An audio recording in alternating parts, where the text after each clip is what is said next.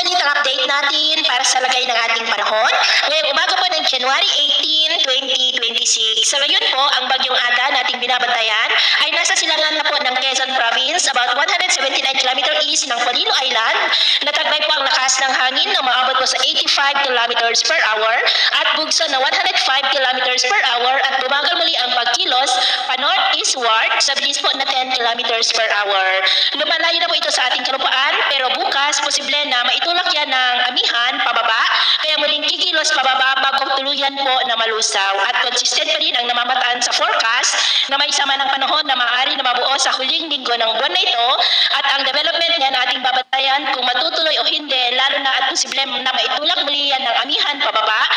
at posible na mapigilan rin ito ang paglakas at ang susunod na bagyo ay tatawagin po sa local name na Bagyong Basyang. Sa ngayon, dahil po sa unti-unti na paglayo ng Bagyong Ada ay mababawasan na rin ang mga lugar na mayroong wind signals at asahan na natin ang mas maayos na panahon sa malaking bahagi ng ating bansa maliban lamang sa tsansa ng mga isolated rains ngayong madaling araw sa ilang bahagi ng Camarines Norte, Camarines Sur, Catanduanes, Legazpi, Quezon, Aurora, Silangan ng Cagayan at Silangan ng Isabela.